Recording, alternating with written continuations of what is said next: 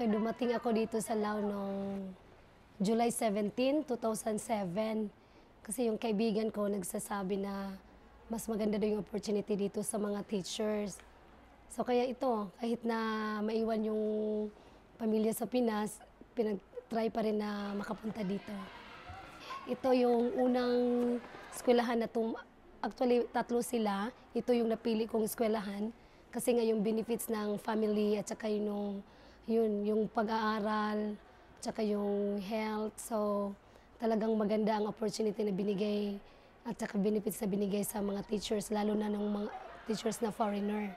Nag-umpisa ako nung grade 3 teacher, tapos English, Maths, and Science. So yung tatlong English talaga for half day. Half day lang yung pagtuturo ng English kasi meron silang Lao subject din in the afternoon. Then after like 3 years, na na-review yung CV ko at saka yun nga, bakante ang posisyon ng head of primary. So yung CV ko ang napili. Sabi nila lalo yung principal namin, ang mga Filipino daw hardworking at saka yung dedicated ba sa trabaho, yun. So sabi nila mas mainam na Filipino yung ilagay nila sa posisyon kasi nga marunong sa trabaho at yung dedication sa oras.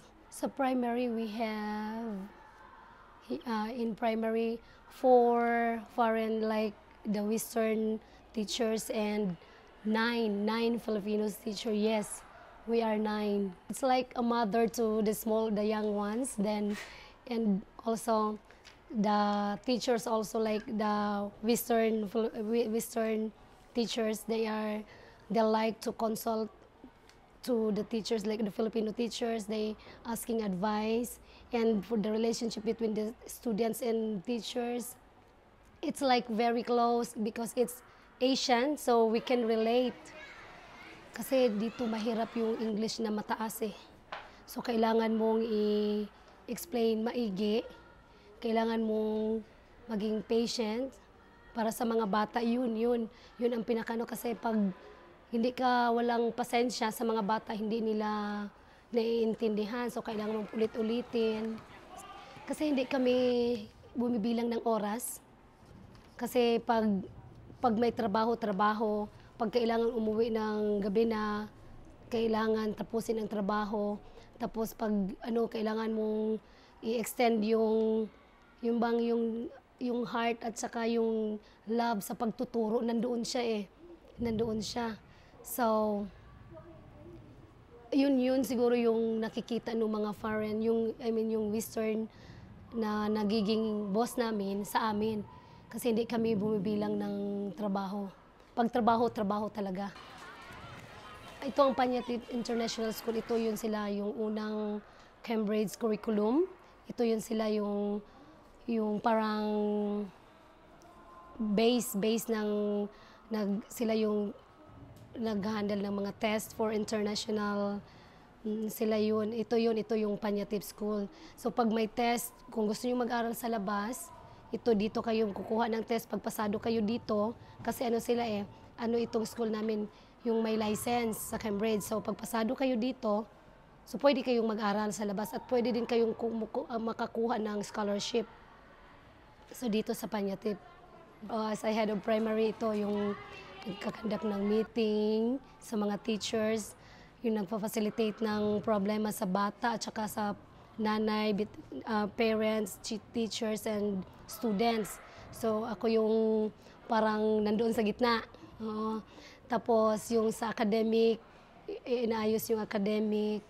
Meron naman kaming principal na doon ko, pag hindi kaya ng department namin, so doon namin pinapasa sa principal namin.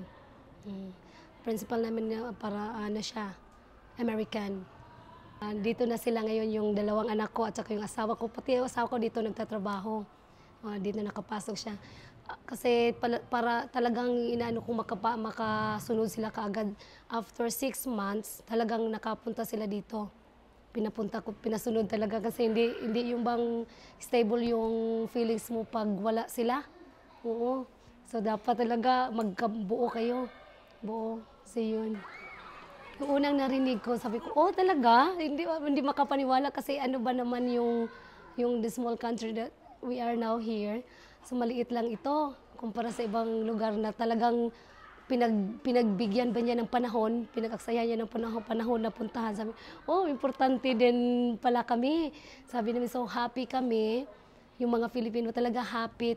Kasi nga binisita ng presidente.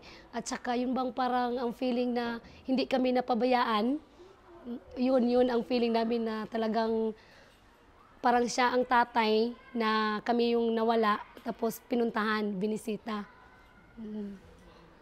Yung kasi happy kami na siguro hindi naman sa madalas, siguro for once in a while bibisita siya dito, bibisita siya tapos makipagkita sa mga Filipino.